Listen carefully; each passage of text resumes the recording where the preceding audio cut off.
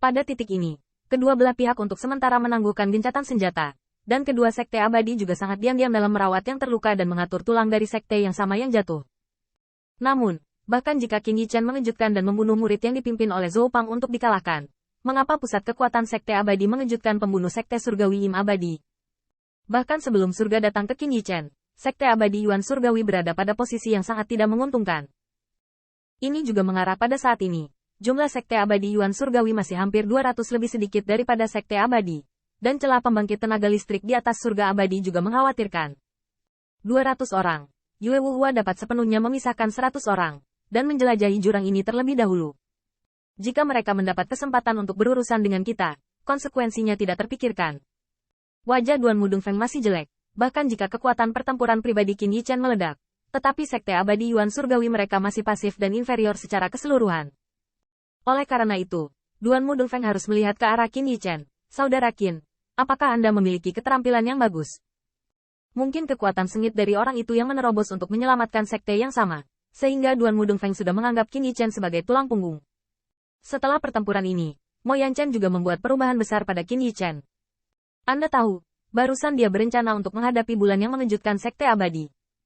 Ketika bulan yang paling kuat sedang suram, hal pertama yang terlintas dalam pikiran adalah Qin Yichen. Qin Yichen sedikit mengernyit. Apa yang dapat dia lakukan?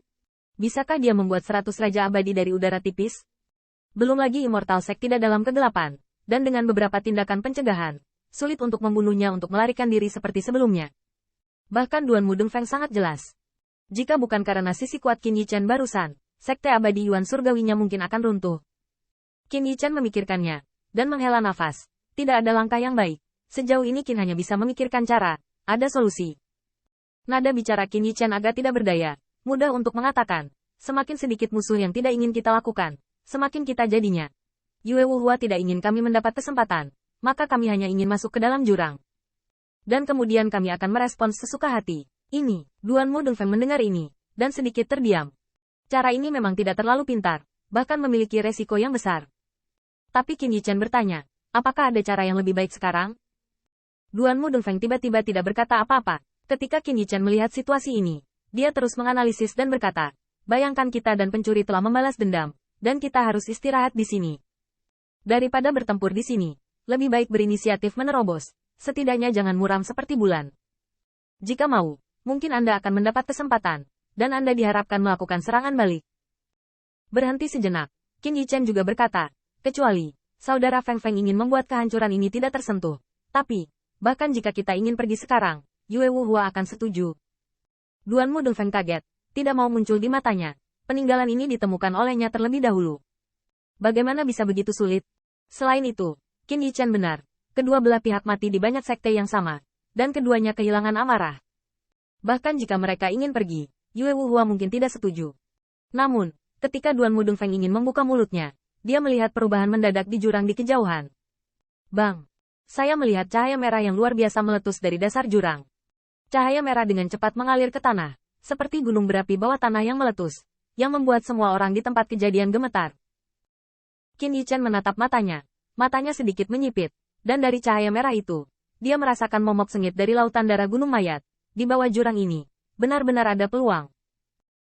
Yue Wuhua juga memperhatikan cahaya merah meletus di jurang, dan tepat ketika dua sekte abadi sedikit membuat kerusuhan, Qin Yichen dengan tegas berkata, bertarung dalam barisan, bergegas masuk.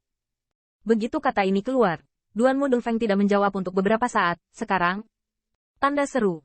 Tahukah Anda, situasi di dasar jurang, dan apakah pancaran merah ini berbahaya, belum diketahui. Namun, Qin Yichen memadatkan, apakah menurut Anda Yue Wuhua akan memberi kami waktu untuk bersiap? Tanpa perlawanan sekarang, saya tidak akan memiliki kesempatan untuk masuk. Saat berbicara, Qin Yichen memimpin, dan siluet itu berubah menjadi streamer yang menghancurkan, memimpin banyak sekte yang sama. Meskipun situasi di dasar jurang tidak diketahui, dan meskipun cahaya merah ini dapat dengan jelas mendeteksi bahwa itu sama sekali tidak baik, Qin Yichen selalu mempercayainya. Sebelum kesempatan, di mana kesempatan untuk mempersiapkan Anda 10.000 penuh? Terkadang, di antara pikiran, hasilnya berbeda seperti langit dan bumi. Peluang semua terbilang, dan ketegasan Qin Yichen sama sekali tidak terhitung. Tahukah Anda, di hadapan cahaya merah yang tiba-tiba dan menakutkan ini, meskipun Yue Wuhua juga bertindak, di hadapan yang tidak diketahui, hampir semua orang segera waspada, dan yang pertama tidak terkecuali. Jadi mengapa Yue Huowu berpikir bahwa Qin Yichen tidak ragu-ragu dan langsung bergegas ke jurang 10.000 zang? Dan masih di dalam dirinya di depan mata seseorang. Ini menyebabkan Yue Wuhua terkejut, dan kemudian dia marah. Murid sisi Immortal Sekte juga cemas. Senior Brother, apa yang harus saya lakukan? Blokir mereka. Yue Huo mengatupkan giginya, berteriak dengan kejam. Namun, perintahnya sudah terlambat.